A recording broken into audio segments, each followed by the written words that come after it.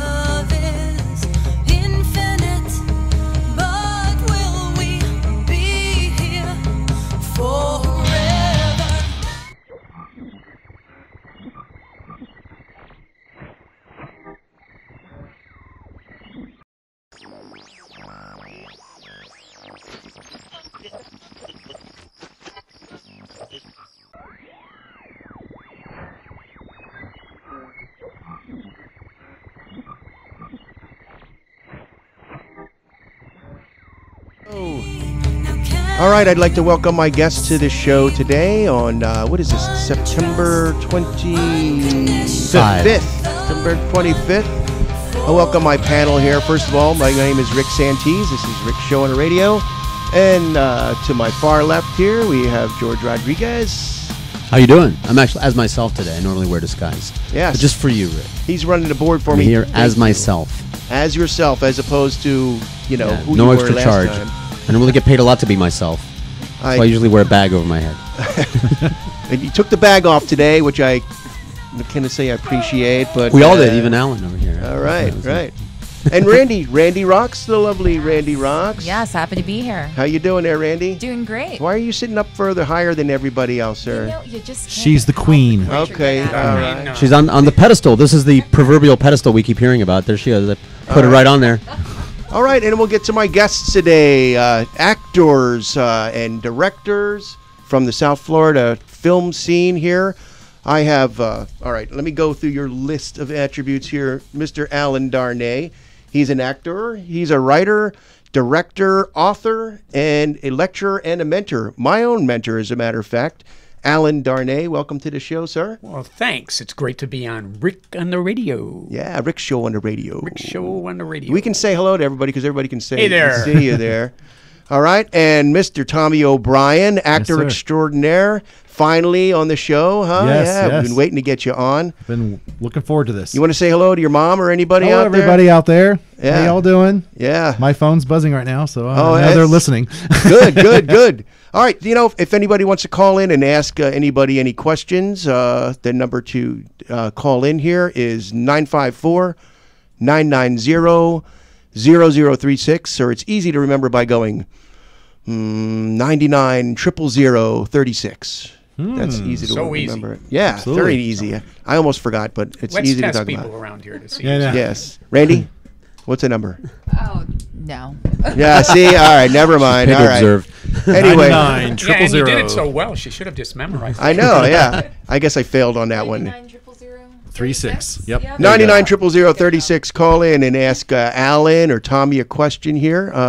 But first, what we're going to do is kind of do a round robin type of thing. I kind of have both of my guests on today because we're both in the same field in South Florida film and movie directing and film production, acting, screenwriting. We have a lot to talk about here, but we're going to concentrate a little bit on Mr. Darnay here first.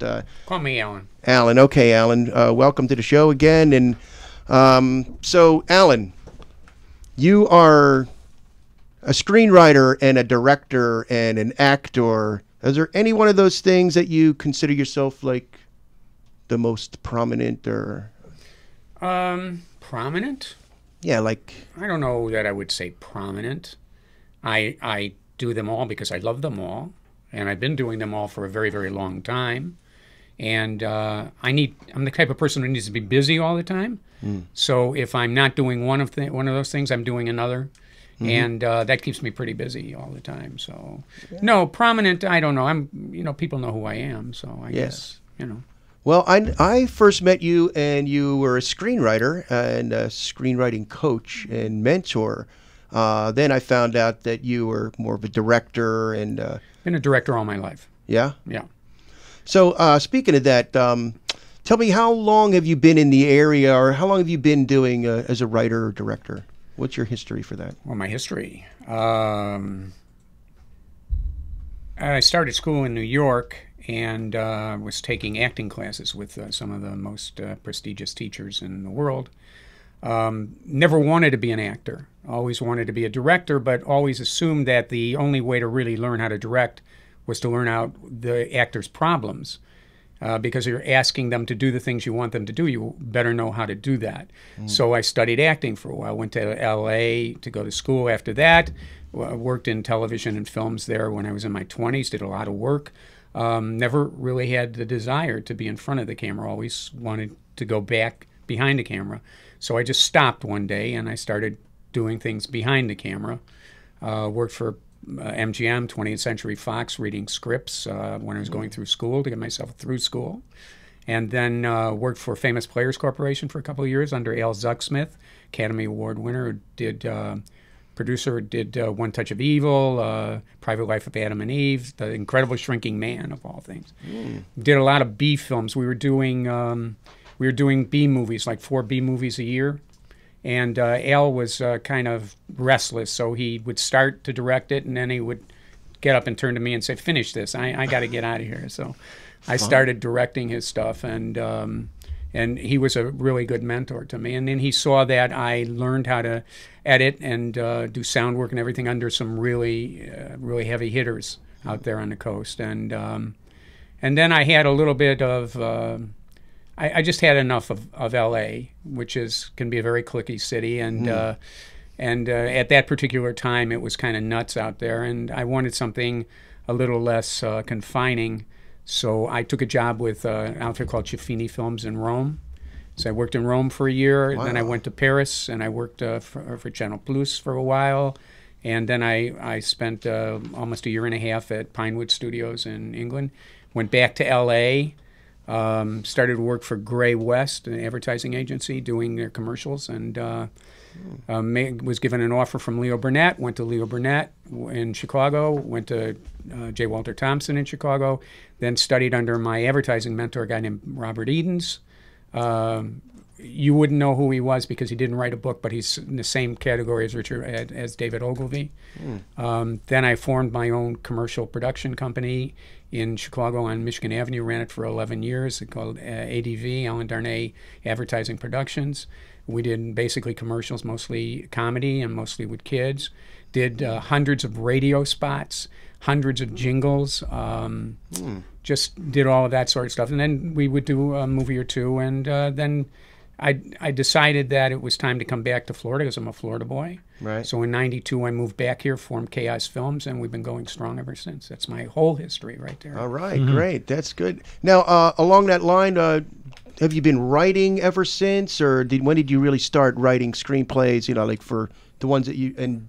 Do you write mostly to produce for yourself, or do you try to? Well, I was called in for a large period of time to ghostwrite scripts to fix them, you know, with no credit, but being paid real good money, so I really didn't care.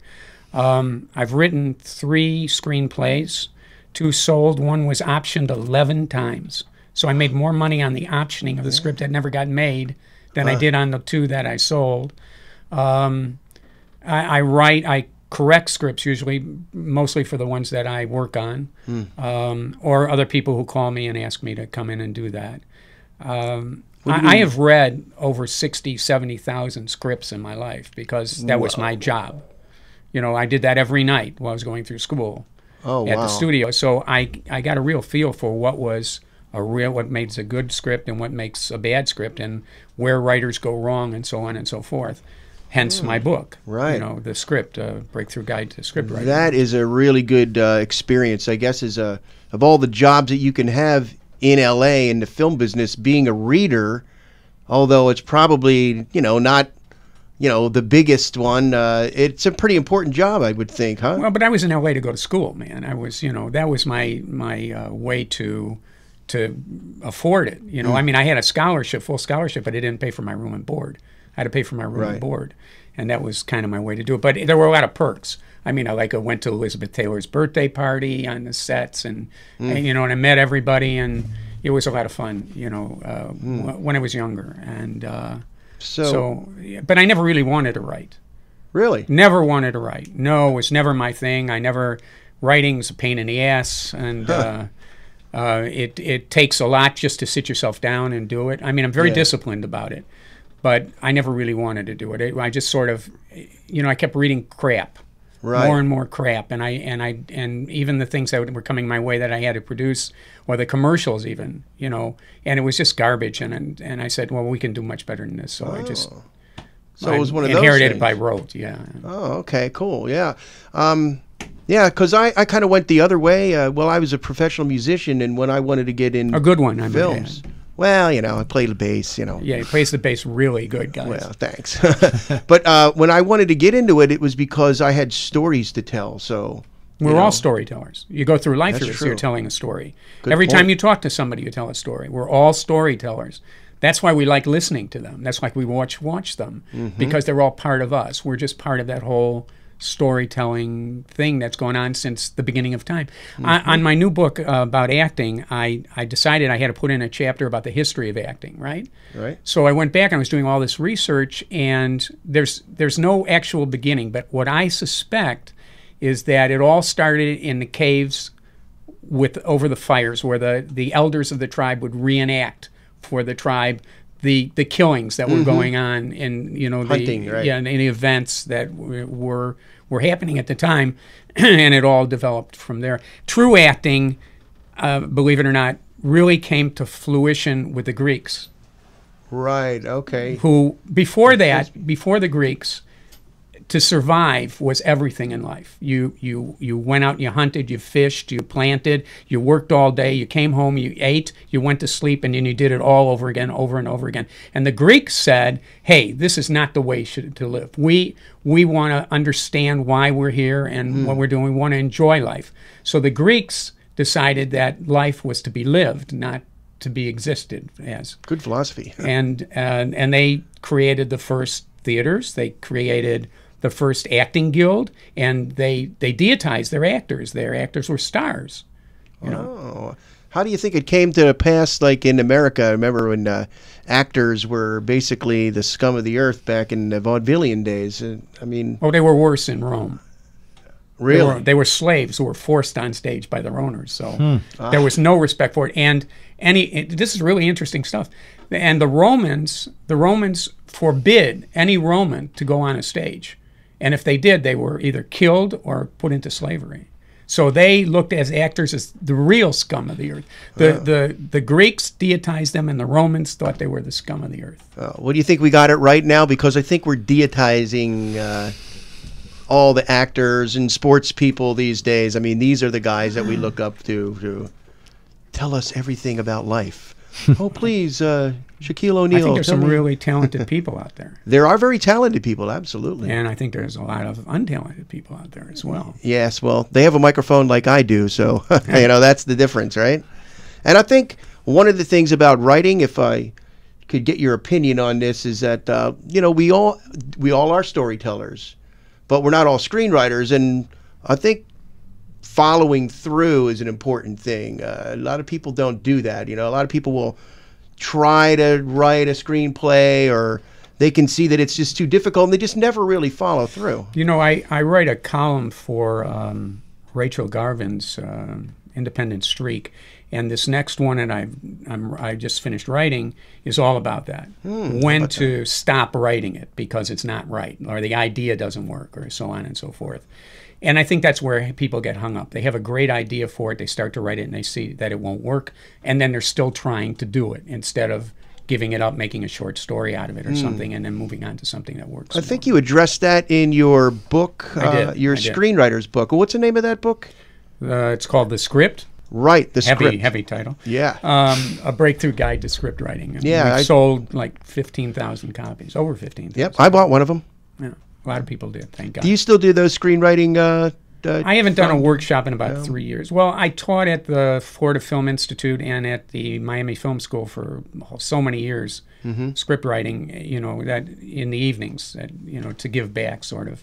That and then I was doing the workshops, right? Right. And I just sort of thought it was enough. I wanted to take a rest on that. I wanted to see where I was going to go with the writing thing from that point, because everything evolves. And even my thinking about screenwriting has evolved. I could write another book about it and the importance of subtext, and that's being missing in all the scripts these days. So I just sort of laid back, and I'll get back to that. I was thinking about doing one this coming month, but I don't know. I've been concentrating on acting and directing lately. Acting and directing. I know I know you got some important things coming up here, but I do want to get to your involvement with Fort Lauderdale International Film Festival. That's you've been doing that for quite a while, haven't you? 1997 was the first thing. I entered 3 films, two of them came in first and third, I think, and that was my start with Fort Lauderdale. I really liked it. I think it's a tremendous festival. It is. When I first got into this business, there were like 4 festivals in the whole world. There was like Chicago, Toronto. No, I don't even think there was Toronto.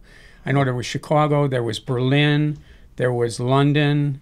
I know Ann Arbor's been there for a long time too. But there were like 4 or 5 of them. Now there's something like 7,000.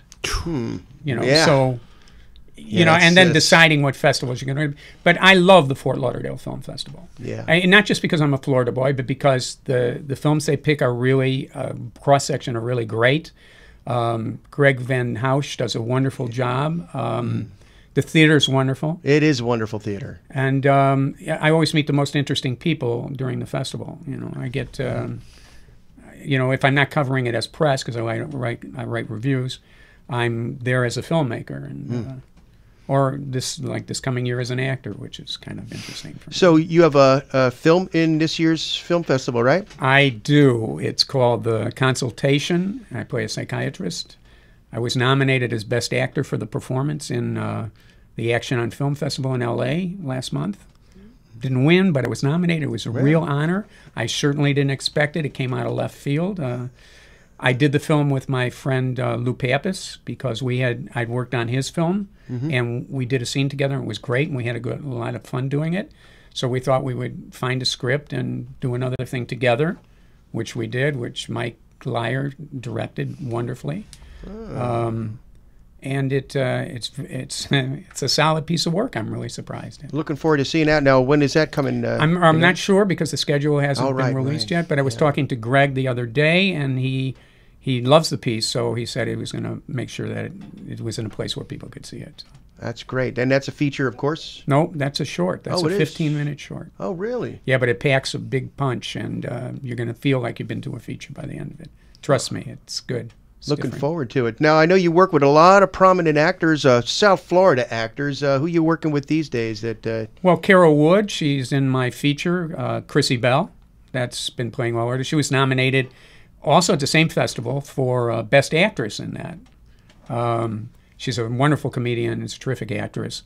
I like working with Izzy Martinez. I like working with Gene Pinchy. I like working with Tom Falborn. Yeah.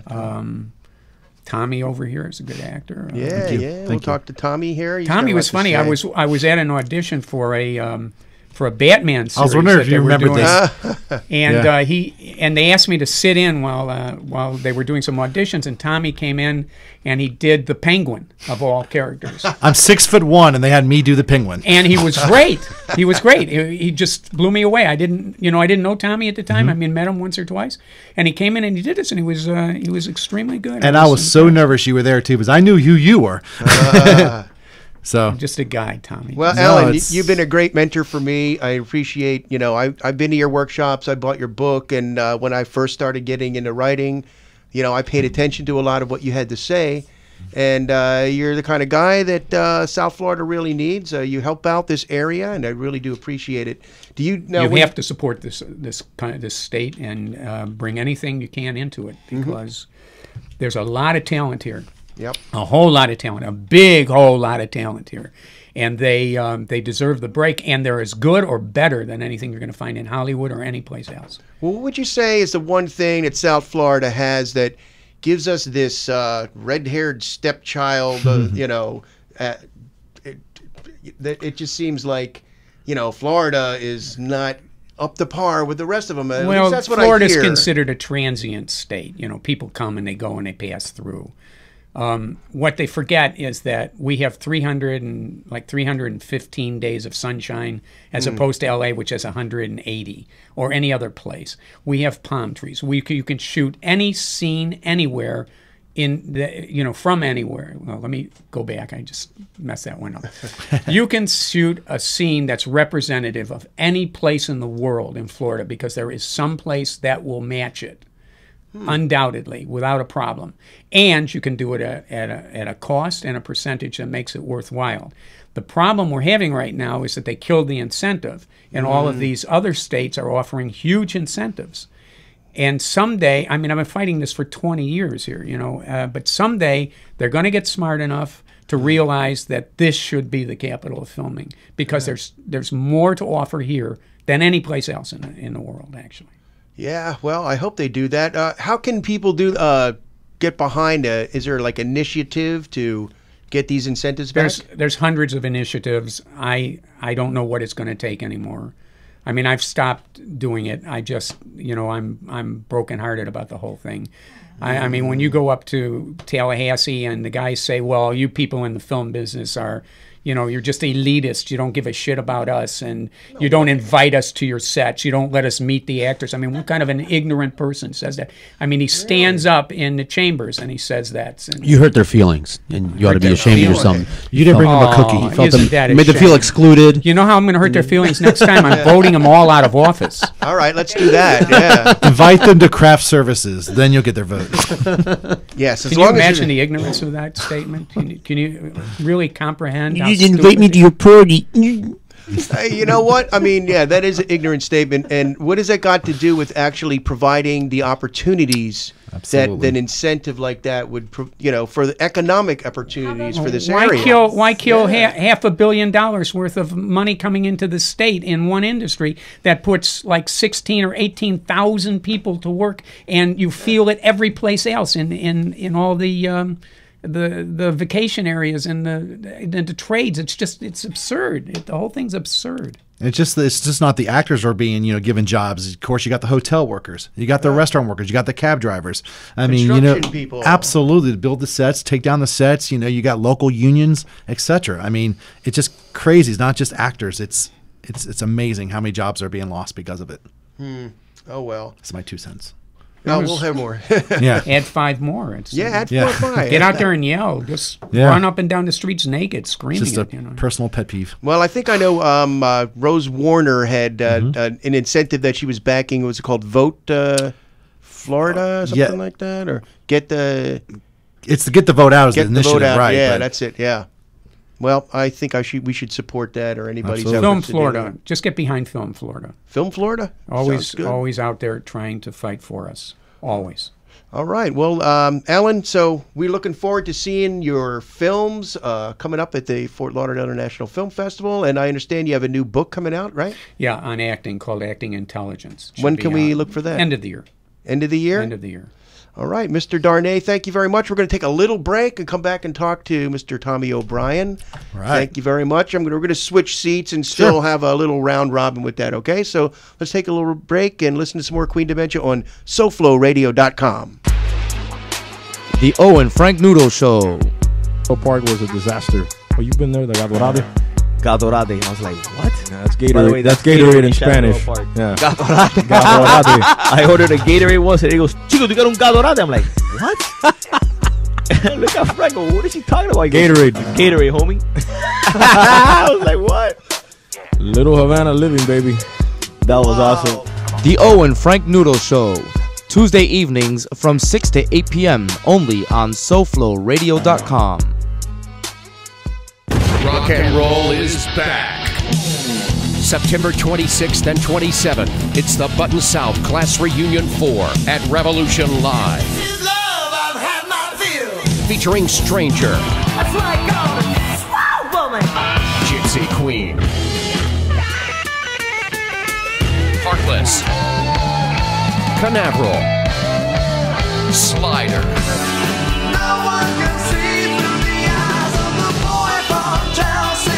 Last Child, Motor, Phineas J. Whoopi, and the Hepcat Boogaddies. Well, I hate to see you, man, babe, I don't understand. I got my mind on you. Plus an all-star jam featuring members of past Button South bands. You remember the Button South. So don't miss the Button South Class Reunion 4 at Revolution Live, September 26th and 27th, with your hosts, Steve Stansel, Liz Wilde, Glenn Richards, Madman Mike, and Mark Allen of Race. Friday night, September 26th, Saturday night, September 27th, Revolution Live. Get ready to have your ass kicked. The Button South Class Reunion 4. Spandex, glitter, and hairspray required. Put a team of professional consultants behind your home or business computer with Key Information Solutions, providing solutions to your internet and computing needs while keeping you on the cutting edge of technology. Preventative maintenance and networking support, hardware and custom-built computers. Let Key Information Solutions be your personal tech staff for your home or office with affordable hourly, monthly, or annual rates to fit anyone's budget. Call Key Information Solutions now, 954-973-3374. That's 954-973-3374. Or visit keyinformation.com.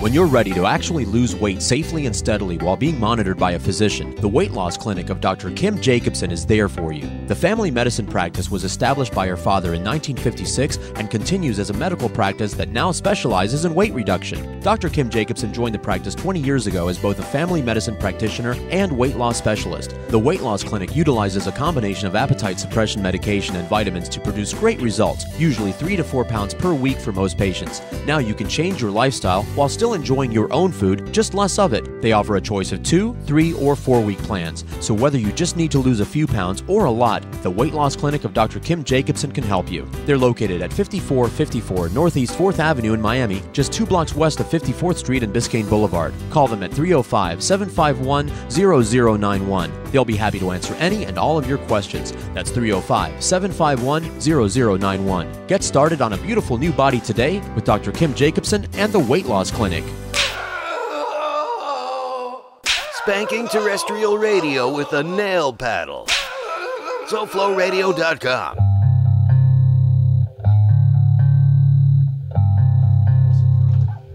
Hey, I'm going to come back for a second here, and I wanted to play a little video here since we are on the internet. Mr. Alyn Darnay, you had a actor's reel. Yep, and I'd like to play that for you guys out there. So let's watch this video here before, and then we'll come back and talk to Tommy O'Brien.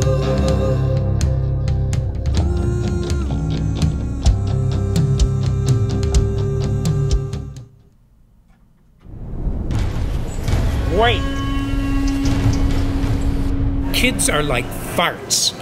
Only the people who make them can stand them. Look, I haven't shared this with anybody before, but I want to share this with you. I want to open an airline. And the logo will be a circle without children. It's a great airline. No children. Think about it. A long flight, no kids bothering you, no kids screaming. Everybody's going to want to fly our airline. Put the gun down. Don't shoot me. No, I don't plan to. I just want you to take your friend and go. Professor Schmalik, Mark Gibbons from your 1030. I was telling my girlfriend about the discussion we had in class today. Jennifer, this is the professor I was talking about. Nice to meet you. My pleasure, my pleasure. We're just heading to our study group. Yeah, we meet twice a day just to go over what we discussed in class. Twice a day? Twice. Oh my God, you should totally come with. Yeah, that would be awesome, please. I was just going to go get a cup of coffee. Hey, Professor, I'm Thad from your online class. I was wondering if we could discuss your lecture from the other night while you eat. I guess. I mean, if not, I could just watch you eat. Hey,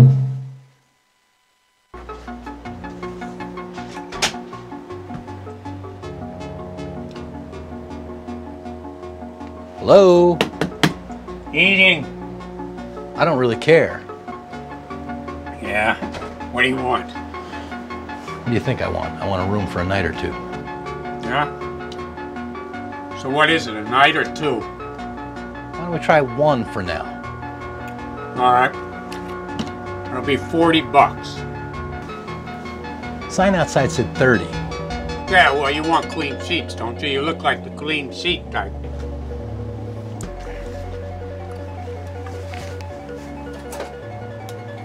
$115. Anybody ever call you an asshole? Never is the first time. Yeah, I bet. It's a fucking ceremony, man. Now, Father Bill is from Sacramento Wine.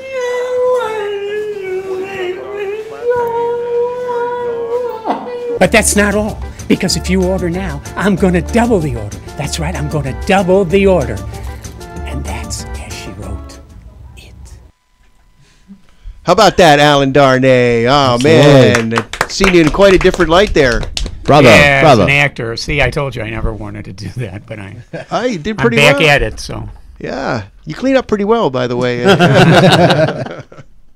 right, thanks, Alyn. Appreciate that, man. That was really nice. I'm glad I forgot to play that, but I'm glad we got that in there. Thank you. You planned that perfectly, actually. I did. I did plan it perfectly. See, you should have just kept your mouth shut and let it slide. I know, but that's part of my thing. It's in like we went to a lot of trouble to put that He makes mistakes. He's just an amateur. Oh, I kind of like him. It's all part of my plan. You think that's going to work, huh? No, that's my plan. No, I don't know. You stick to it. All right, my friend, Tommy O'Brien. Yes, sir. Welcome to my show. Put Thank that you. microphone right there so we How's can that? see you. Test. All right, good. So, we've been friends ever since we met at the Florida table Absolutely. there. We've been going to that nice organization for almost a year now. I guess it's been Almost 2 years for myself, so yeah. Is it really? Yeah, just about 2 years old. Wow, that's great. Yeah. All right, and the one thing I know you have, I want to get to your history and Sure. all that and all the cool stuff that you're doing, but the one thing I wanted to bring up about what you do that I notice is that you get a lot of work, a lot of local actors keep asking you, Mr. Tommy O'Brien, what is it that you do differently that you attract all this work? So why don't you spill the beans, It's man? very simple. It's one word: networking. There's several different networking opportunities throughout the month that I tend to. First and foremost, you always have to have an agent to get some good work and all that. And I have a couple great agents. But if you rely on your agents and just sit there and wait for your phone, you're not going to be working a lot. You have to go to networking events. First and foremost, you just mentioned about the Florida Hampton table. That's always the third Sunday of every month. It's open to the public in the sense of if you're invited by a current table member. And it's just very easy to do. People can follow me on Facebook and they can message me. It's Tommy O'Brien with the apostrophe O'Brien. And I can send out an invite in that regard. Somebody that's a serious actor, director, producer, makeup artist, all the different avenues for when it comes to acting in the movie making business. Also, the other event that I go to is the last Tuesday of each month. It's called Entertainment Tuesdays. Yes. And that's hosted by Rose Warner. I'm sorry, not Rose Warner. She does the Florida Hampton table. But it's Ellen Jacoby hosts that, as well as The Kitchen, which is a voice-over company. And so they kind of co-host that. It's a great event. It's like a cocktail reception where people go on your own. You go introduce yourself to many different people. Again, directors, producers, makeup artists, other actors, models, all that. And it's just a great networking opportunity. Okay, so that's kind of simple out there, folks. Just get yourself out there and, just stick yourself out and, see what happens. That's the only way you really do it. If you sit around and wait for people to knock on your door, that's just probably not going to happen. Exactly. Like I said, I've got great agents and everything, and they do every day. They're working hard for me and their other talent. But if you rely on that, you're not going to be working much. So Tommy, where are you from? How long you been down here in Florida? Sure. I'm originally from Melbourne, Florida, a couple hours up the road here. Actually, and I got my degree in hotel restaurant management. And getting that degree in that is what relocated me to Fort Lauderdale back in 1998. I was the general manager for the Holiday Inn Express on 17th Street. From there, I worked at a couple different hotels in the area. and I think it was 2000, I just got burnt. I was working 6-7 days a week, making great money, but I did not have the time to spend the money. I wasn't seeing my family, which again is still up in Melbourne. I'm not married nor any kids, but I've got quite a bit of family as far as brothers and sisters, and of course nieces and nephews. So I decided, okay, what else can I do? And accounting is like my background as well. So I worked for a lot of private companies working there, and I was having fun in the beginning, but then I'm like, you know what? I'm a people person. I don't want to be stuck in, some little cubicle running all these Excel sheets, etc. So I was unemployed for a couple of months there, and a friend of mine invited me to a little movie audition called Pain and Gain back in 2012. I remember that, yeah. April 2012. I went there, and it was great. I got booked to be just a background extra, and I guess because of my jovial self and my laughter, I got Michael Bay, who was the director, sat me behind Mark Wahlberg, and there's like 200 people in the room, and he picked 10 of us out, and I was one of those lucky 10. He sat me behind Mark, and just I guess it was my laughter and my getting along with Mark and everything that Mr. Bay invited me back to be a featured role almost a month later, which is like unheard of in a movie because usually just one person, one role. But I was just a background extra the first time, but the second time I came back, I was a crime lab doctor. And I'm shown at the end of the movie carrying something. I won't say what it is. Watch the movie. But I'm carrying something, and it's just me on the big screen carrying something on a silver platter. Wow. And and from there, I just started, you know what? This is fun. So that sounded like a break that you got there. It was. And, I definitely give Mr. Bay a lot of credit in that regard. He doesn't know who I am today. If I run up, I remind him the story, he might remember. Who knows? But the point is, just you never know when your opportunity could be there. And that's what it was. So I encourage anybody that's getting into acting in the beginning, do background work. I know a lot of people say it's, you're there 12, 14, 16-hour days, low pay and all that. You know what? Yeah, it is. It's low pay. You're there a long day, but you never underestimate the opportunities. Sure. When I mentioned networking, it's more than that. You really have to understand what's going on. Absolutely. That's what I was going to say. Not only the networking. That's where you get your experience. Right. The networking that you understand and you meet the other actors, you also meet the other crew. I cannot tell you how many TV sets I've worked on in South Florida that it's the same production people. It's the same, grip people. It's the same makeup, wardrobe, whatever the case. And they rotate and they get to know you. You get to know them. Next thing you know, you follow them on Facebook, Twitter, whatever, social media. And then they hear of a casting that I didn't know about. They let me know. That's where the networking goes back in. So it's all about relationships Absolutely. For the most part, I guess, right? Absolutely, yeah. That makes sense. Keep your nose clean, do what you're told to do, ask wherever you can help, whatever have you, and you never know. The couple times I worked on Burn Notice, which was, many years down here, after I would do my part or, while you're there for 12, 14-hour days, you may be shown twice, maybe only work twice for 20 minutes, that's it for the whole day. But the downtime while people were on their mobile phones or to each other playing games, I'd go, hey, what can I do in the wardrobe department? Hey, what can I do in the grip department, work at the lecture department, everything but the cameras. The cameras, they never let me get close to. Yeah. I understand $40,000, $50,000, $60,000, pieces of equipment individually. But no, it's unbelievable the people you get to meet, the networking opportunities you do. It's not that $110, $112 paycheck. Trust me, it's not that at all. Well, it comes to $80 after taxes and commissions and everything. But still, though, it's the how do you put a price tag on networking?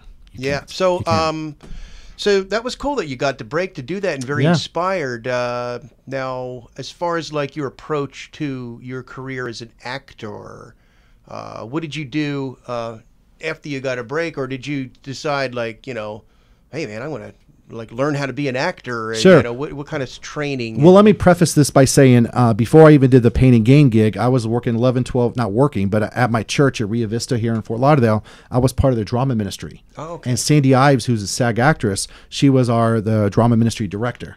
So she kind of, while I did acting in high school and college, I'm like, she taught for free every Tuesday night, I believe it was, all the different techniques, Uta Hagen and all these different professionals that she taught us for free.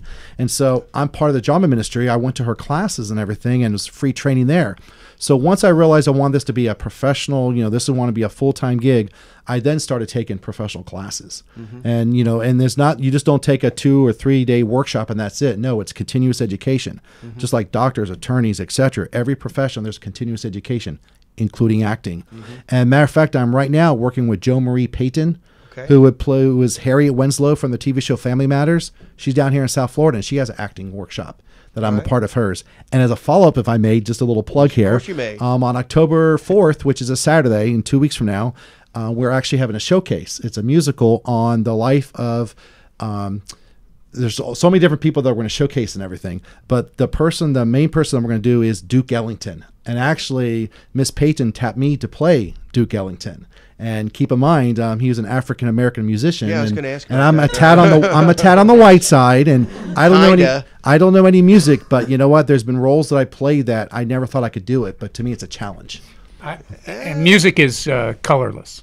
Always been Absolutely, colorless. absolutely. So anybody could play any role. I could see that. It's kind of interesting to see that. Maybe you could mix it up and absolutely, yeah. We've got put some actors of color in white roles. That might be. It's unbelievable. There's a couple of TV stations coming down next Friday night to come interview all of us and all that. I was yesterday being fitted for a tuxedo, so I look forward to the tuxedo, the top hat, the cane, and all that. That's going to be an adventure there. But again, Miss Jo Marie Payton is my current coach. Wow. But have you trained with any other coaches around?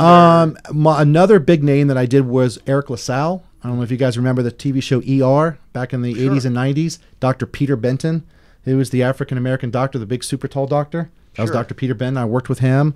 Of course, a lot of local people, Lori Wyman, Jane Kelly, C.J. Bornicelli, Mark McKaylee, Kim Houston, a lot of the directors and casting directors, a lot of the coaches and all that I've worked with and everything.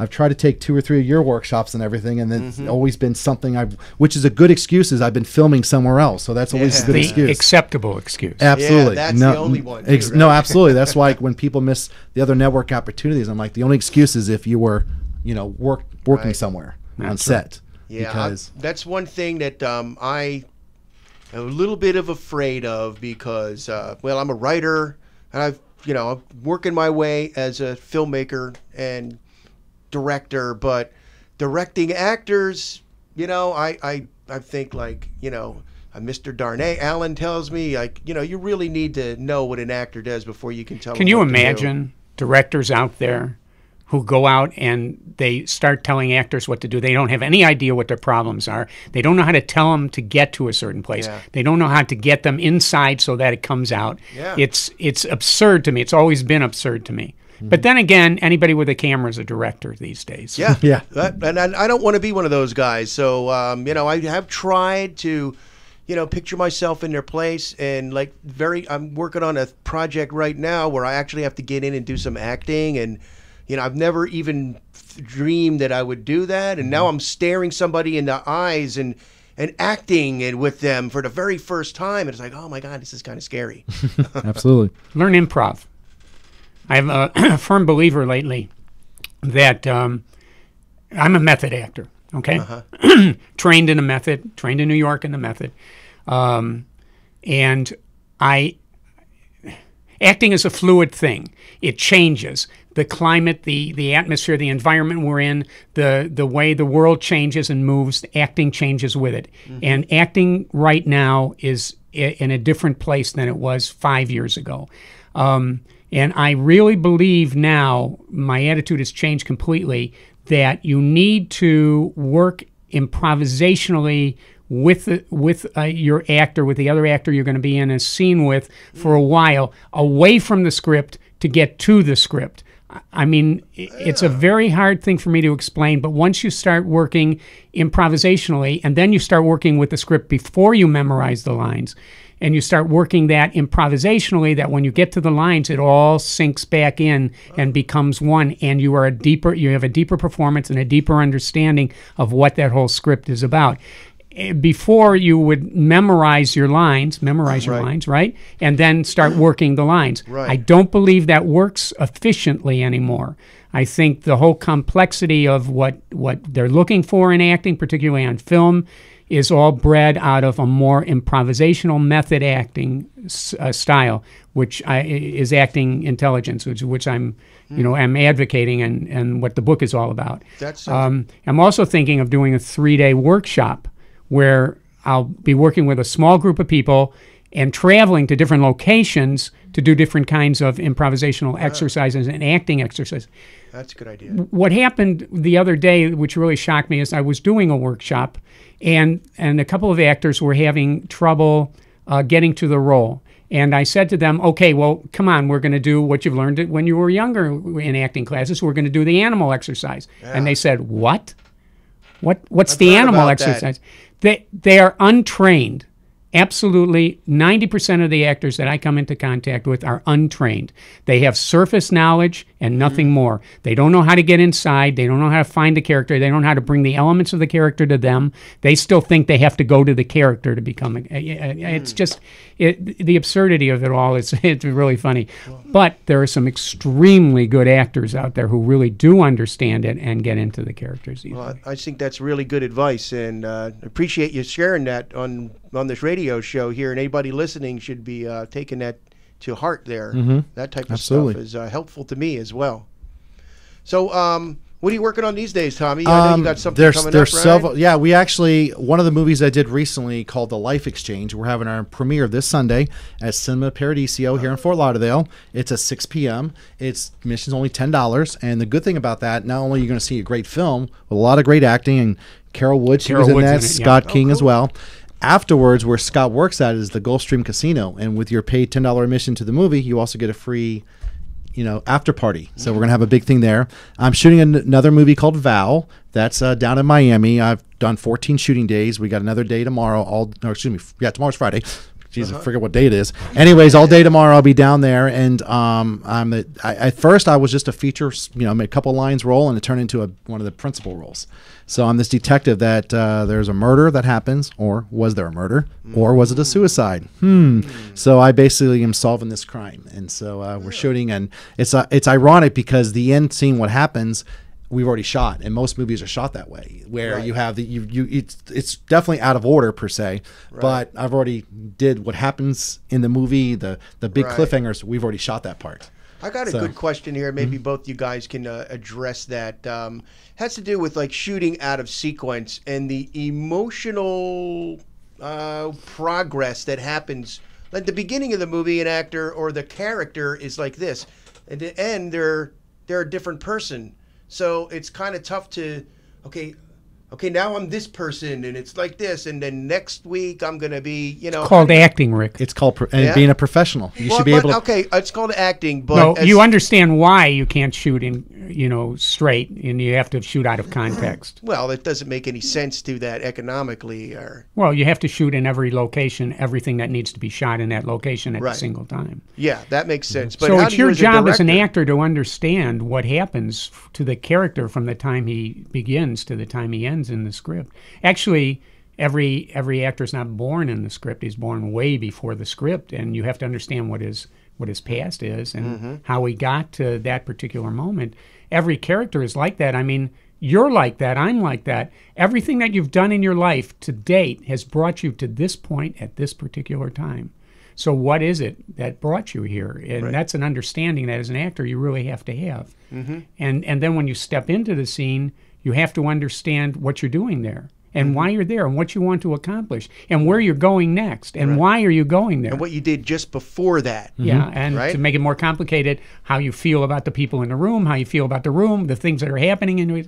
It's very complicated. It really is. And as a director, I guess, you need to make sure that your actors are, aware of these things. If like I mentioned, those 14 shooting days, I didn't do 14 days in a row. They were in the past 3 or 4 months I've done those 14 shooting days. I've done 6 or 7 movies in between all that, several different TV shows. Every day I am somebody different. That is why I love being acting. I literally tell people I'm a 10-year-old kid trapped in a 46-year-old body.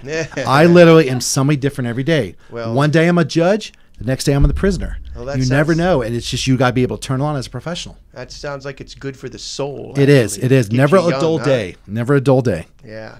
It's fun stuff. All right. So you got some plans in the works here for in this area here? Yeah, absolutely. I mean, I've done a couple of video auditions recently. I did a movie or a video audition for a movie that's going to be filmed in Atlanta next month, in the middle of next month. And we'll see what happens there. It's a movie with Russell Crowe and Ryan Gosling. So, fingers crossed there. Whatever happens there, the best of luck to whoever does get that part. That would be kind of cool to add to the resume. But believe it or not, total, if I may, just throw the numbers out. Go ahead, man. I've done 40 movies, and that include Pain and Gain, Iron Man 3. Wait, 40 movies. Didn't you say you started in 2012? I did. Wow, Believe it or you've not, been a that busy boy. But that goes back to the networking, though. That goes back to networking. Again, if I sat here and waited for my phone to ring from my agents, again, I tell everybody I've got great agents out there. You know who you are, but I would maybe have 16 or 17 at that point. So you're going to make yourself basically a pain in the ass to everybody. Is that? No. I bake every month. I bring in fresh new things all the time. Oh, there you go. No. But I've done like 20 TV shows, 16 commercials. I've done Lowe's up in North Carolina. I just did Mercedes-Benz up in North Carolina. I make myself available. I send my video auditions. I do it all the time. I mean, it's like in sales. It's a numbers game. The more phone calls you make, the more opportunities you get in audition. The more auditions you have, the more chance you're going to get that casting. Made some good friends along the way as well, huh? I have, yeah. While I was in North Carolina, I got a great agent up there. Working the whole Southeast right now, and hopefully get an agent in Atlanta and North Carolina. Or I already got North Carolina, but California, you just never know where they'll need you. All right. And, because I'm willing to go wherever. I've done some even music videos, believe it or not. I know I'm not artistic by singing and kind of a little funny when I'm dancing, but, I can act out as, every music video, there's a little action. Mm-hmm. Well, there's a little boy band from London called One Direction. Oh, I heard of them, yeah. I did their video last year. I was the office manager. Really? And the boys that's come in, cool. the 5 of them, they come in and they wreck up the entire place. The secretaries are actually professional dancers, so they jump on their table and start dancing. But I'm actually chasing around. If you watch the video, you'll see me chasing them around, calling security on them. A local favorite Pitbull and Kesha. They Sure. recently did a movie called Timber. Uh-huh. I'm the Millionaire Cowboy. Look at the 12-second mark. You'll see me. You'll see me crashed and drunk on the table, but Kesha walks in, and all of a sudden I'm alive. All right. She gets on the mechanical bull, and I go No crazy. offense, but I'd be alive if Kesha walked in here right now. Yeah, absolutely. So no, and she definitely took me out of my drunk state. Sure, let's put it that way. Well, before I forget, I would like to.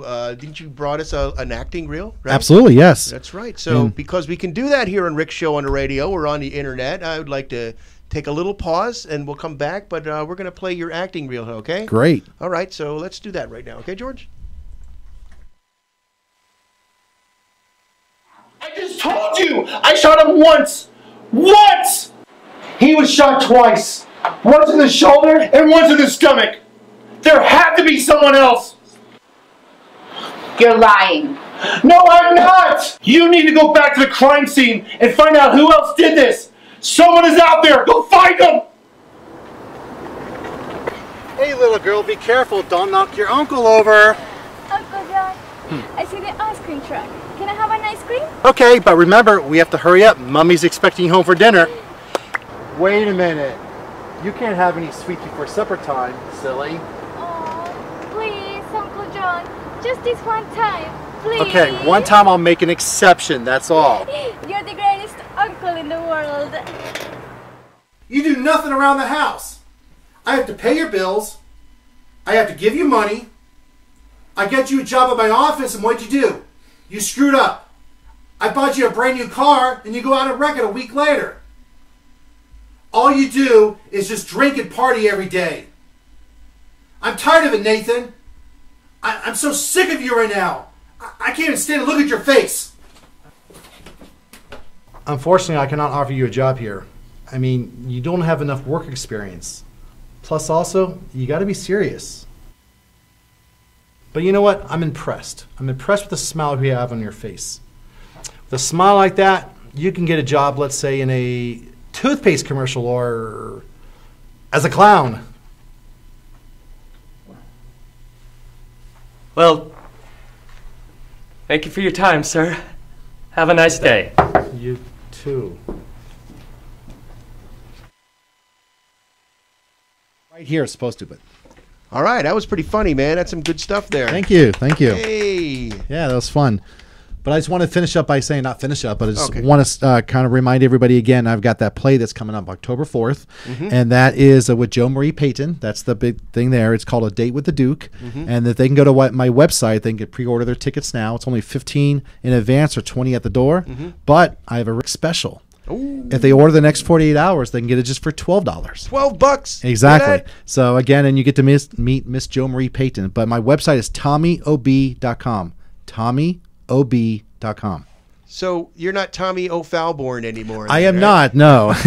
And it's No. Tommy OBGYN. Right? No, No, not no. that one either. Which I do have a personalized license plate. It does say Tommy OB on it. Well, maybe I shouldn't be saying that, but oh well, it's already out there. Yeah, right. Anyways, the funny story behind that is I go to a lot of hospitals to visit people when they're in a hospital.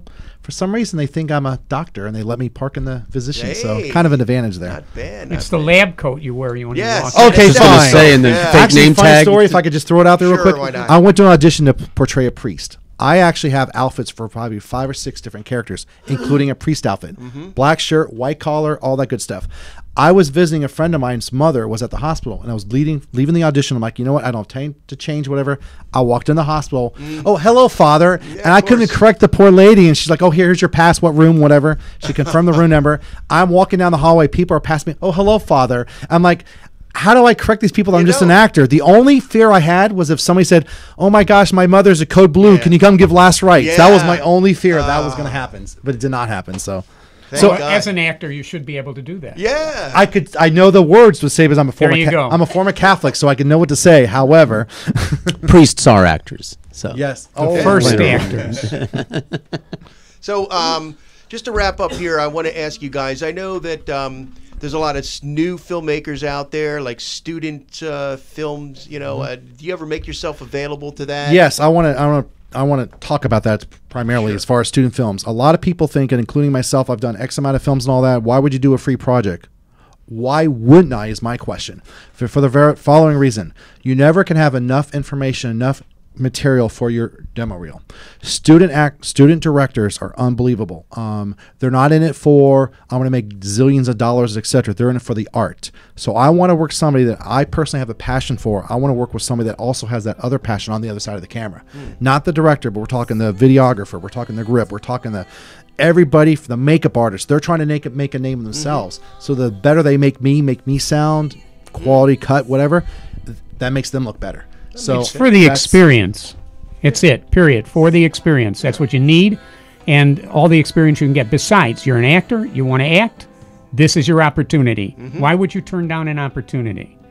And some of them are really good. I've done a bunch of them. You know, I usually get paid, but I would, in some cases, not take any money at all for the quality of the piece that was done. You know, and I just think it's stupid and silly for you not to get as much experience as you possibly can, and that's one really strong way of doing it. Okay, so there practice you go. makes perfect. The more times you're in front of a camera, the better you're going to be. I rather audition and potentially blow an audition in front of somebody that's just starting out than in front of Lori Wyman, Kim Houston, Ed Arenas, because those are the big people. And if you blow your auditions a few times with them, you're never going to be called Yeah, back. but an audition is a whole other animal. It's another creature. You have to you have to learn how to audition. It's another art form. Sure, but I'm just saying it's the practice. It goes back to practice makes perfect. Well, there you go. I think actors out there, you got some really good advice on this show here from a couple of professionals, and I hope it was helpful, and I hope you guys enjoyed your show, your feature here. Absolutely. I appreciate you guys coming on the show and sharing your knowledge. Alyn Darnay, thank you very much, sir. You're welcome, Rick. I appreciate it. Tommy O'Brien. As always, buddy. All right, As man. always. Thanks. That was Rick's show on the radio, and we'll be back next week.